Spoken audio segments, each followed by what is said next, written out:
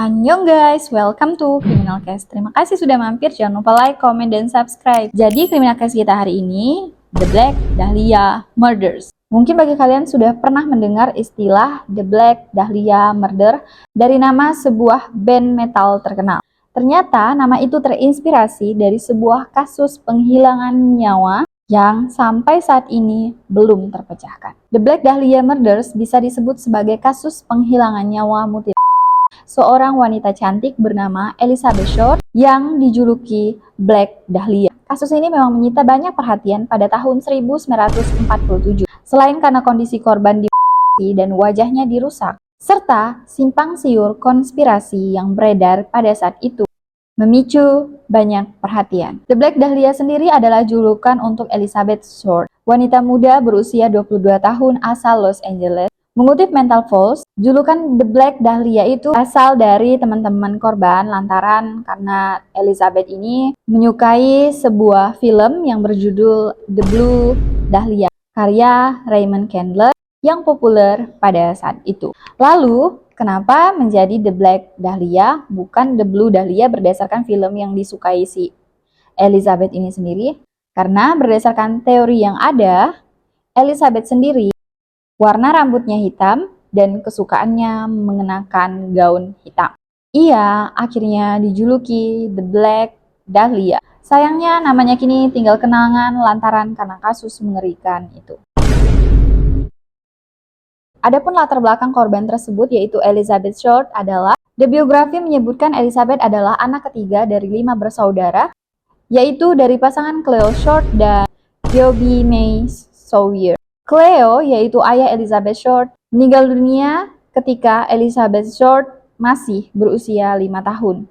Kemudian, ibunya Elizabeth Short memutuskan untuk pindah rumah ke Los Angeles dan membawa seluruh anak, termasuk Elizabeth Short. Sejak kecil, Elizabeth Short dikenal sudah tertarik dengan dunia sinema. Ia juga bercita-cita ingin menjadi seorang aktris terkenal. Elizabeth bekerja sebagai pelayan di sebuah bar atau kafe. Nah, di sanalah wanita berparas cantik itu berkenalan dengan sejumlah orang, termasuk kru dan beberapa artis Hollywood lainnya. Sikapnya yang riang, ramah, dan sopan membuatnya pandai bergaul pada semua orang. Sebenarnya, impiannya ingin menjadi seorang aktris terkenal bisa saja terwujud. Sayangnya, tapi itu kandas karena nasib buruk yang menimpanya.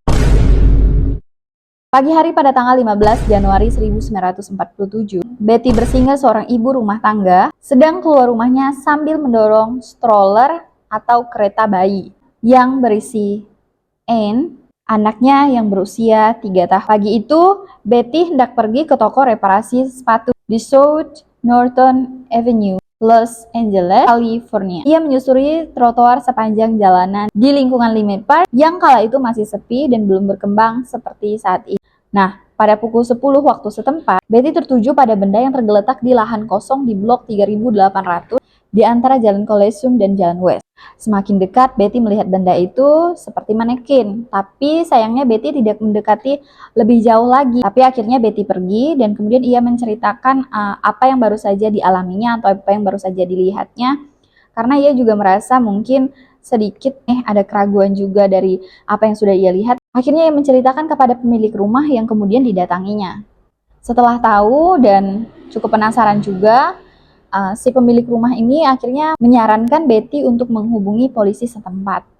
Akhirnya, Betty menghubungi polisi. Dalam hitungan menit, sejumlah polisi dari Los Angeles Police Department atau LAPD dan Agent Federal Bureau of Investigation datang ke lokasi tersebut. Seketika, lokasi ini semakin ramai, apalagi sejumlah wartawan koran lokal dan media di Amerika Serikat juga mendatangi lokasi penemuan mayat termutilasi.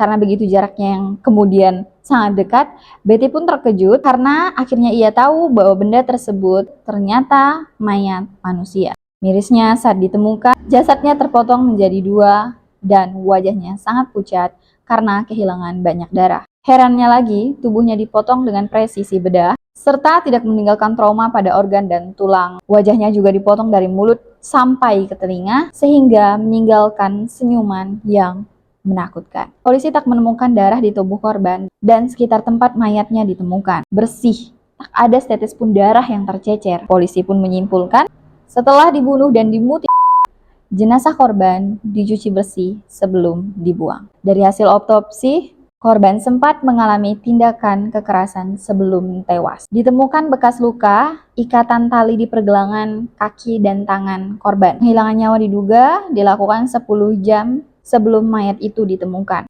Korban juga bukan korban pemerkosaan karena tak ditemukan jejak pada organ intim si korban. Korban dipotong sangat rapi sesuai anatomi manusia. Polisi pun mencurigai pelaku memiliki latar belakang medis atau kedokteran. Untuk mengetahui identitas korban, polisi LAPD mengambil sidik jari. Sidik jari itu langsung dikirimkan ke markas FBI. Sekitar 1 jam kemudian, FBI langsung menemukan identitas korban. Para agen FBI mudah menemukan identitas korban karena data pribadinya sudah masuk sistem administrasi polisi dan militer.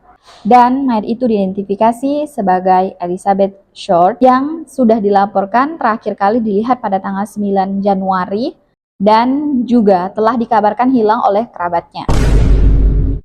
Ketika kematian The Black Dahlia di Los Angeles menjadi berita nasional, kota lain yaitu Cleveland merasa deja vu karena merasakan kesamaan dengan The Cleveland Torso Murders yang terjadi antara tahun 1934 dan 1938. Kondisi mayat yang dipotong sama, namun kedua kasusnya sampai saat ini belum terpecahkan. Setelah 1 bulan penghilangan nyawa Elizabeth, tubuh wanita lain ditemukan di Los Angeles. Dan kasusnya meniru kasus The Black Dahlia dalam beberapa hal. Seorang wanita bernama Gianna Franz dengan rambut hitam ditemukan tewas di lahan rumput. Wajahnya yang dipukuli dan rusak. Namun, yang membedakan antara keduanya adalah terdapat tulisan bertorehkan lipstik, yaitu tepat di bawahnya ada hurufnya.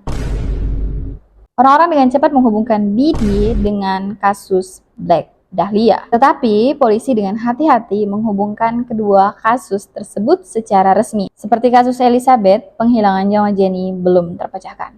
Penyelidikan dilakukan namun polisi buntu menemukan siapa yang melakukannya karena entah mengapa begitu banyak orang yang mengaku sebagai pembunuh Black Dahlia. LAPD harus mengesampingkan banyak tersangka dalam kasus pembunuhan Black Dahlia, termasuk beberapa orang yang menyerahkan diri. Meskipun beberapa sumber mengutip angka yang lebih rendah, Los Angeles Times menyebutkan jumlah pengakuan palsu dalam kasus Elizabeth Short lebih dari 500. Klaim datang dari ibu rumah tangga, pendeta, tentara, pengembara mabuk, dan jauh kemudian orang iseng yang bahkan tidak hidup ketika nyawa Elizabeth diambil secara brutal. Bahkan saat itu, polisi banyak menerima surat kaleng. Di antaranya adalah potongan huruf dari koran yang dirangkai lagi menjadi kata-kata. File FBI pada kasus Black Dahlia menunjukkan bahwa banyak pria ditahan untuk diinterogasi. Beberapa bahkan mengikuti tes poligraf atau tes kebohongan. Tetapi pada akhirnya tidak ada yang pernah didakwa atas penghilangan nyawa tersebut. Sampai saat ini pun belum diketahui mengapa banyak orang yang mengaku-ngaku sebagai pembunuh. Melly kemudian mengidentifikasi salah satu sepatu dan dompet korban yang ditemukan di TKP.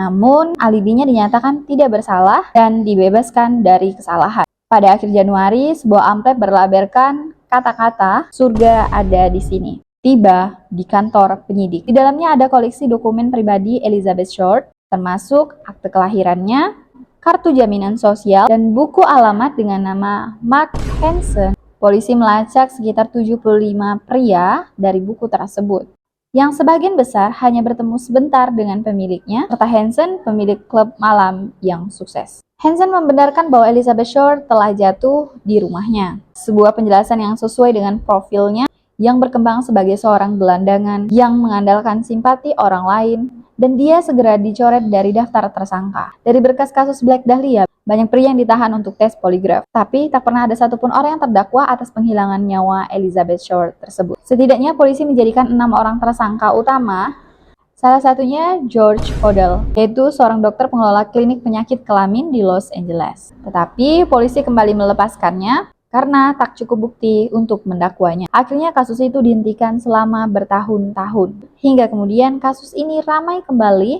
berkat pengakuan Steve Hodel yang tak lain dan tak bukan adalah putra dari George Hodel.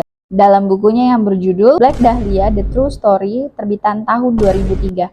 Pada saat anaknya menyampaikan bahwa ayahnya yang bersalah, si George Hodel ini sudah meninggal. Si Steve Hodel ini meyakini bahwa ayahnya sebagai pelaku karena tulisan ayahnya mirip sekali dengan beberapa surat kaleng yang dikirimkan ke polisi saat itu. Pengakuan lebih mengejutkan lagi datang dari Pew Mary Itwell, yaitu seorang penulis buku yang berjudul Black Dahlia Red Rose yang terbit pada tahun 2017. Itwell menyatakan pelaku penghilangan nyawa Elizabeth Short adalah Leslie Duane Dillon, yaitu seorang bellboy yang pernah ditahan polisi pada saat itu namun dibebaskan kemudian. Ia menuduh LAPD secara sengaja meloloskan si pembunuh Elizabeth Short ini. Alasannya karena Susan Finis Brown, yaitu salah satu dari penyidik utama kasus Elizabeth Short ini, adalah seorang polisi korup. Finis ini diduga memiliki hubungan erat dengan Mark Hansen, si pemilik klub tersebut, yang diduga terkait dengan penghilangan nyawa Elizabeth Short. Dugaan Itwell ini berdasarkan informasi yang didapat juga dari Dus William, yaitu pensiunan kepolisian Long Beach, Los Angeles. Bus menyatakan Richard F. Williams pernah bergabung dengan tim penyelidik kasus tersebut. Bus menyatakan para penyelidik kasus tersebut adalah tim LAPD Gangster Squad. Sebagian besar tim penyelidik ini memiliki hubungan erat dengan Leslie Dillon. Bush pernah mendengar obrolan sang ayah dengan temannya dari tim khusus anti-geng itu. Jadi yang bukan masuk ke dalam gangster itu, yaitu Sean Keller. Ayahnya yakin bahwa Leslie Dillon adalah orang yang merencanakan penghilangan nyawa tersebut bersama Mark Hansen dan satu orang misterius lainnya yang bernama Jeff Connor. Ditambahkan Itwell akan sangat sulit memeriksa dokumen kasus itu karena kepolisian Los Angeles pasti tidak akan pernah membuka file lamanya. Itwell yakin bahwa Elizabeth Short dibunuh di motel tempat Leslie Dillon tinggal.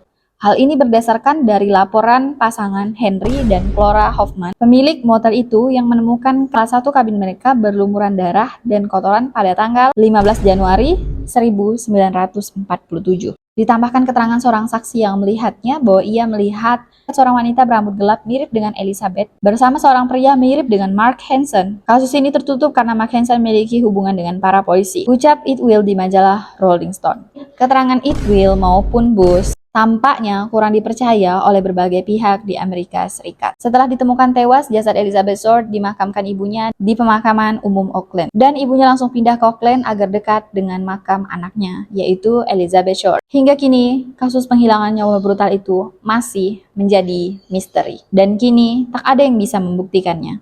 Kasus penghilangan nyawa ini tak terpecahkan hingga sampai saat ini. Oke, sekian dulu Criminal Case kita pada hari ini. Terima kasih sudah mampir. Jangan lupa like, komen, dan subscribe. Bye-bye.